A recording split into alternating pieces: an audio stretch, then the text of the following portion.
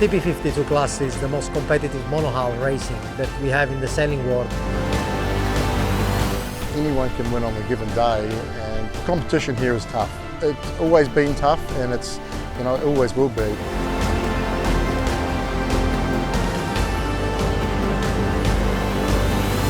basically have to be a little conservative, but also you've got to be a little bit punchy, because if you give an inch, everybody will take a mile. We've won the first two events, and we won them pretty strong. There's 50+ races, and they all count. I think a good week for any TP52 crew here is a top 3. So if we can get on the podium, we'd be pretty happy. The goal for us for Quantum Racing in Puerto is to hold serve on the season.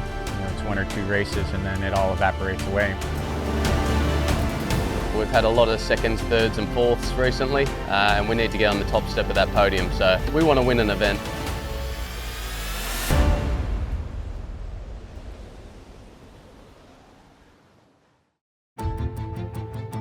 Event 3 of the 5 regatta season sees the 52 Super Series touch down in Mallorca. Puerto playing host to the premier monohull yacht racing circuit in a week which may well have a major impact on the outcome of the overall title.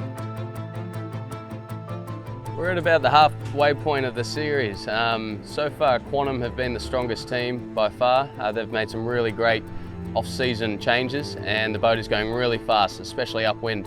And then the rest of us, it's a bit of a battle. I think Platoon's just had the edge into second place, and for the rest of us, Allegra, ourselves, Sled, we're all sort of swapping positions there in the mid-fleet. There's a lot of reasons why I think in reality the Fleet find Puerto one of the best events of the season, if not the best event, because the playing field's quite tricky and it has opportunities for everybody. That's what this class is all about. It's tough. 2 regattas into the season, and ruthless consistency has seen one team forge a huge 14-point lead on the overall rankings. I don't think we've ever won the first 2 events before, and so Portals is really, really important to us.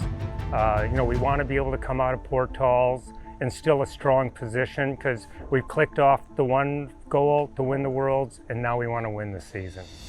Quantum Racing arrive in Puerto fresh from claiming an emphatic victory at the TP52 World Championships in Cascais, Portugal, where they won with a display of real class. But more importantly, the victory marked the first World Championship title with long-term owner Doug DeVos at the helm. Winning a World Championship is always a special opportunity and moment. The fact that we did it with Doug steering the boat, having it be his first on board for the team, just really was icing on the cake, because it was a hard regatta. We led from wire to wire, and I think at the end of that regatta there was as much relief as there was satisfaction on a job well done. It was so important and so wonderful to do it with Doug.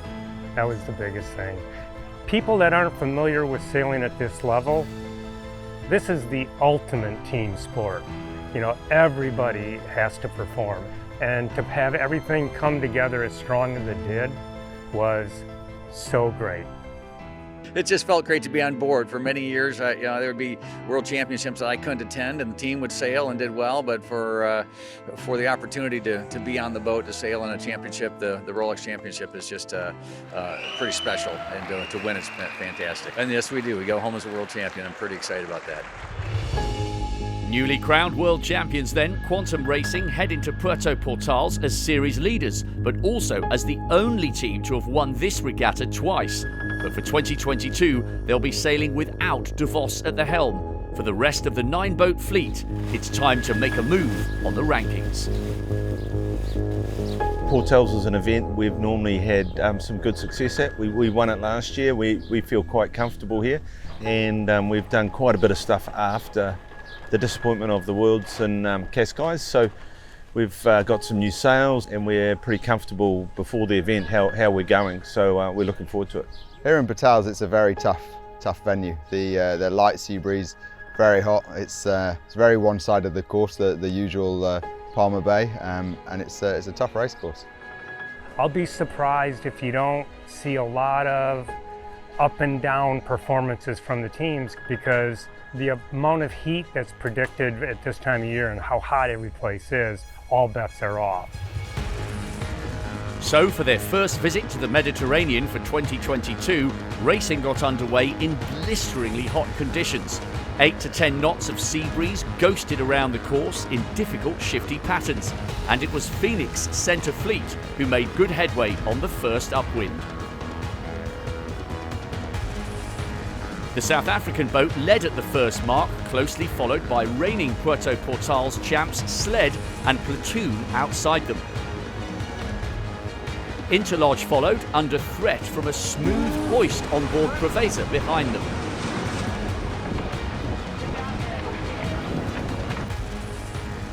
At the downwind gate, Preveza, coming in behind Platoon, forced a penalty on the German boat to move up into third. And that's how the positions stayed. Phoenix taking out race one here in a shifty Puerto Portals. Sled crossing in second, ahead of a tactically fought third place for Preveza.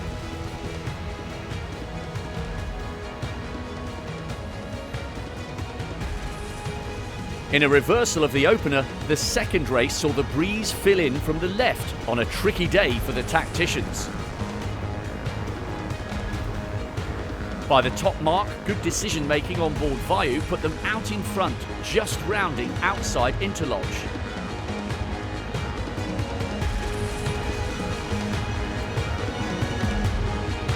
After 2 laps, it was Interlodge in front, Vayu losing ground on the right in second. And after 2 tricky races, the day 1 leaderboard was all square, reigning Puerto Portal's champion Sled sitting on 4 points, tied with race 1 winners Phoenix. Yeah, great start for our team. First and a third place, and the way we battled back in the second race, we're really happy. Yeah, as they say, you can't win it on day 1, but you can lose it. And yeah, we're just in good shape after day 1, right where we want to be. Yeah, we are very happy. Things are going well. Yesterday, a win on the practice race, and today 2 seconds. The boat is going really well. We have the speed back, especially in these conditions. Today conditions were anything between 8 and 12, and we feel pretty fast. So Sled going well at the top of the leaderboard, but for the series' newest full-time team, 2 last place finishes on day 1 see Vayu asking some difficult questions as the family-owned boat from Thailand looked to improve. From there on, it was a difficult recovery. Try to make this better, I'd say next time. It's just looking at the guy. For you, your only job is to look at the guy. The ethos with how the team was composed to begin with, I think fun was a large element of that. And so that kind of brought around the let's sail with our friends and mates, and that was the initial setup of the team, and that's why we went with a lot of the people that we've grown up sailing with. I started sailing from the Optimist, like the small boat, and then I sailed on 29er. And then after that, I jumped to the TP52, so which is like a bigger boat. I feel like TP52 is more about like the teamwork. So yeah, it's very good to be on the boat and work as a teamwork with the guys. For some of those younger guys, it's, well, myself as well, but it's been a really cool opportunity and a really good opportunity to do this. And basically racing at this level makes yourself a lot better. It pushes yourself to do better and just become a better sailor. Probably going to have to move a few more bodies down, so anyone who maybe, I guess, knife from the back to if you're just going to loaders. Team Vayu is, a really different boat. We have a complete family feel to it. We've got 7 members of one family on the boat, so half the team. And at such a high end, it's amazing to be able to have that level in this boat. You know, it's not something you see in F1. It's like the boat kind of mixed with the professional sailor, but they also try to keep Thai sailor on the same boat. In the beginning, I was like really like happy to be on the boat. I feel like, oh my God, this is incredible. Like this, I'm so happy to be here. Heading into day 2, Team Vayu's woes continued though with another 9th place finish in race 1 despite that immaculate start from the Thailand boat. Phoenix continued their run of form out on the Bay of Palma with another first place finish for the Plattner family's yacht. But the day's second race saw them downgraded to 6th in the tricky conditions. Han Muller Spreer's platoon rode a wave of emotion on day 2. They slumped to an 8th place finish before taking the win in the second race of the day. And with similar inconsistency throughout the fleet, day 2 winners were Austin Fragamen's Interlodge. 2 solid third place finishes seeing the American boat lead the rankings with 4 races sailed in Puerto Portals. I'm very excited that we were able to be the prevailing boat today, and particularly with 2 third places. So it showed the consistency of the team, I would think, more than anything else. But, you know, it was an exciting moment.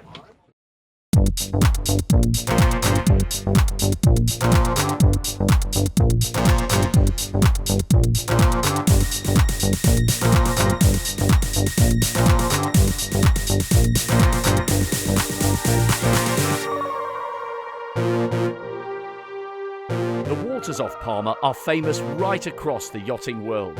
But for the visiting sailors of the 52 Super Series, there's also much to be gained from Mallorca's cool early morning interior.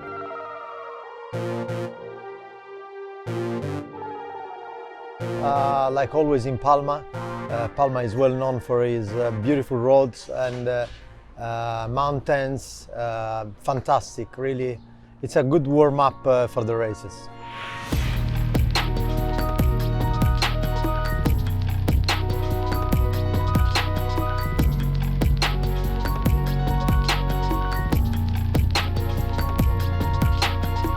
It's a beautiful group of people coming from different boats, and it's many of us loving the bicycle, and we love to go together. So a lot of times it's a big peloton with different riders, and it's a very nice way of starting the day.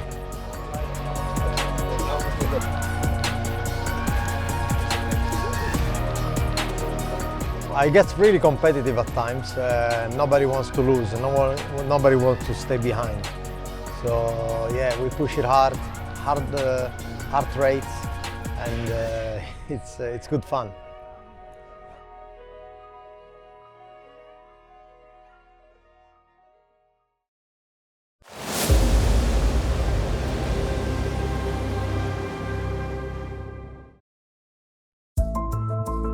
The 10th season of the 52 Super Series has reached its halfway point here in the stunning Mallorcan harbour of Puerto Portals.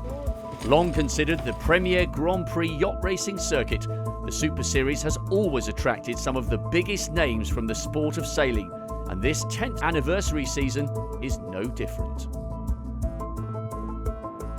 There's a lot of America's Cup talent here in all the teams that we're competing against.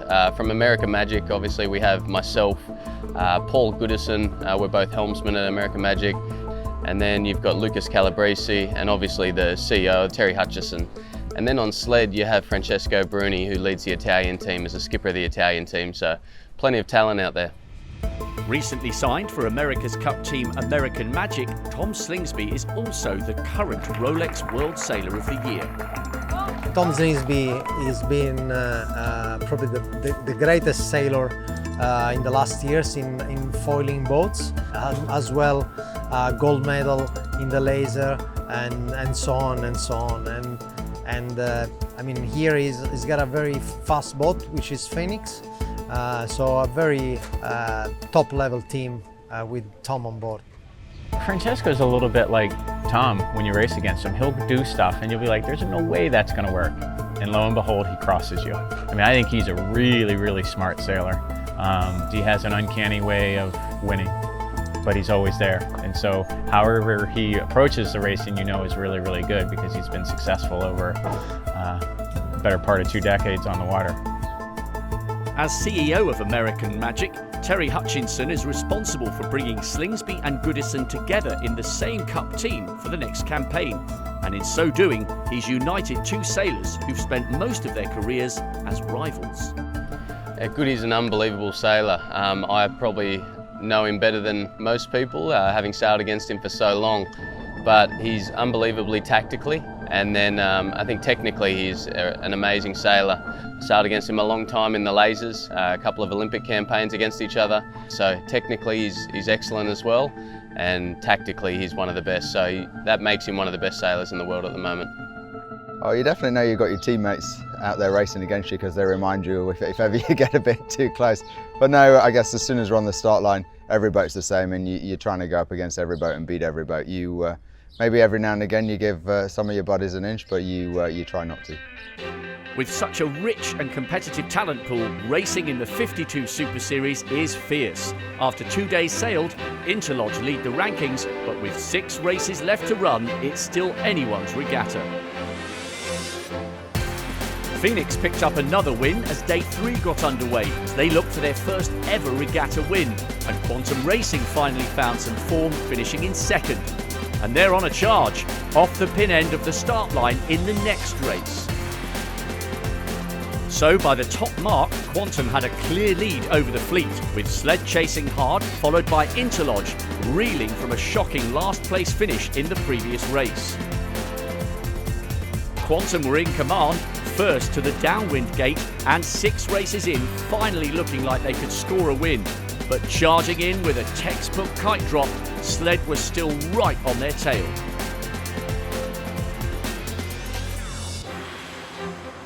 Quantum had started the run for home with a sizable lead, but with just 100 metres to go, Sled had closed the gap to set up the tightest of finishes. By the line, it was Sled who crossed first, Quantum scoring their 3rd second-place finish in a row, but that would very much have felt like a point dropped. We knew it was going to be close. We were a bit nervous about Interlodge that was coming in a million miles an hour while we were having a little battle with Terry and Quantum. So, no, we did a really nice Simo jibe with them, which is a bit of the old school match racing stuff, and obviously Francesco and Murray are good at that, so it's great. On the penultimate day, Preveza took the initiative. Pushed hard by Slingsby and the team on board Phoenix, Preveza led from the first upwind of race 7 and went on to sail an immaculate win.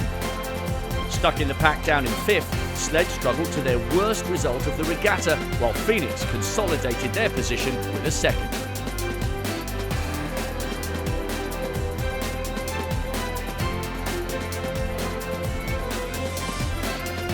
Race 8 then saw Interlodge trying to make up for their disappointment in the opening race of the day, but again it was Phoenix with their noses in front, making gains on the long march upwind. And by the top mark, it was Sled and Phoenix fighting it out in a top-of-the-table tussle.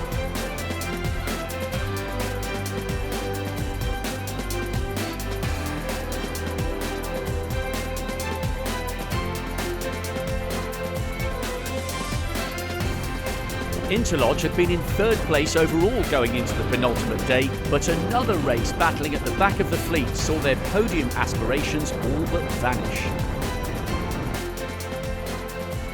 At the downwind gate, race leader Sled took the right-hand option. Phoenix rounded and went left, and from then on, it was the South African boat's race. Big gains up the left-hand side of the racecourse saw Phoenix first move into the lead and then extend, taking their 4th win of the regatta to set up a thrilling final day. Just 2 points in it between Sled and Phoenix, with 2 races left to run. Phoenix on the verge of their first ever regatta win. Yeah, speed was good, especially downwind. We're pretty fast downwind, which has been great. It's been a weakness of ours last season, and this season we've been improving the whole time. And it wasn't your typical Palmer. It was there were opportunities in the right, and timing was everything. Getting into the right and getting back out of there. The team sailed really well today. Over the 10 years of the 52 Super Series, the landscape has changed significantly for global sport, and the commitment to maintain an environmentally responsible regatta is now greater than ever. I think it's hugely important that the Super Series have a positive impact not only environmentally but also socially on the communities that we visit. The biggest initiative that we run here in Puerto is with a group called Yachting Gives Back, where we donate all the unused food at the end of the day to them, and they then distribute it amongst the homeless people of the area. So basically we come and collect the leftover food from the crew and the staff's lunches. They have quite a bit left over at the end of the day, which we collect, and then we deliver that to one of the local soup kitchens, and over the course of the 5 days that adds up to several hundred meals. Yachting Gives Back started 3 years ago. We're a group of 5 volunteers. The initial aim was just to collect food from the yachts, and then very quickly they began to say, oh, do you want some uniforms? Do you want bedding? Do you want galley equipment? And so on. So very quickly it grew into more than just a simple food raising campaign. Thanks to the support and the generosity of the industry, the amount of material we shift and the amount of funds we receive, because we've now had lots of wonderful fundraising initiatives, it all adds up. It's a huge amount, and it just takes some of the pressure off the soup kitchens and the food banks and the other charities we work with, just to know that they've got a bit of extra supply coming in via us from the yachting industry.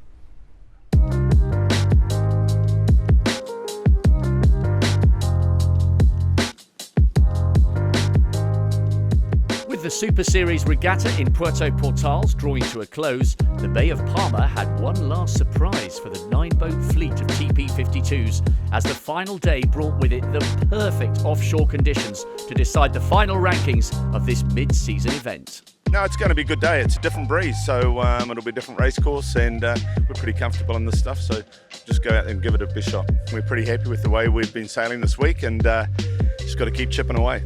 We're in Palma, offshore breeze, great.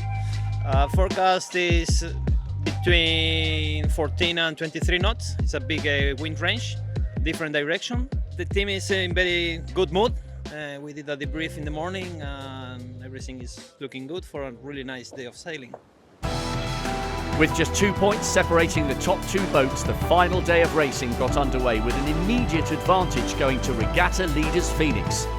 Starting from the committee boat end, the white-hulled sled was on the right-hand side of the fleet, but as everyone else headed to the left, Phoenix were working their way to the front.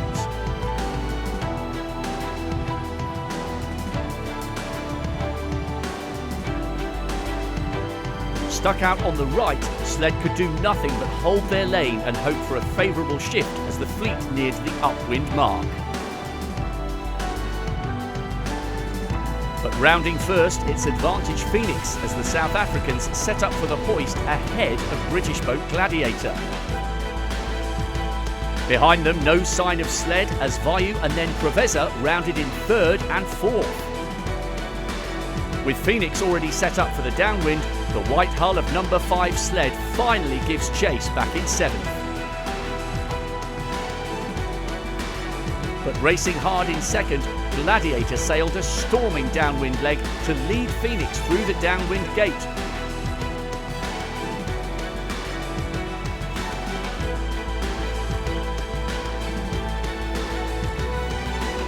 While for sled, every place could count as they try and inch their way back through the fleet.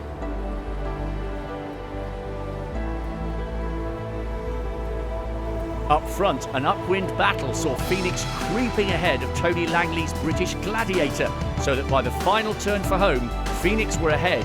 But firing in from the left-hand side of the course, Preveza had sailed into the running and had right of way on the inside at the last turning mark. As the fleet headed for home, it was Preveza leading from Phoenix.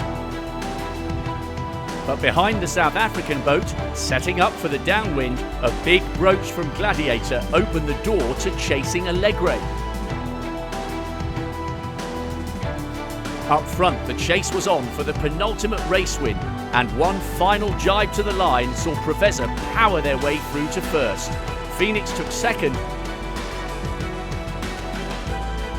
more importantly, sled had sailed their worst race of the regatta, an untimely 8th place finish for the crew on board the American boat, and that all but handed the regatta to the boat from South Africa. There was one more race sailed, but the damage had been done for sled. It was Phoenix who took the 2022 Puerto Portals title by an impressive 9-point margin. Obviously getting 4 wins might make it look like we're pretty consistent, but we did have a second last in one race. But other than that, we started really well. We were able to stay up in the top bunch most of the regatta, and yeah, consistent results towards the end. Today was a tough day for us and we didn't execute some of the things well, but we've had a really good run for the regatta and sailed pretty darn well, so that we're pretty happy. Mallorca throws up yet another winner as Phoenix finally pick up their first ever regatta win, moving to the top of the series rankings. We're not taking anything for granted.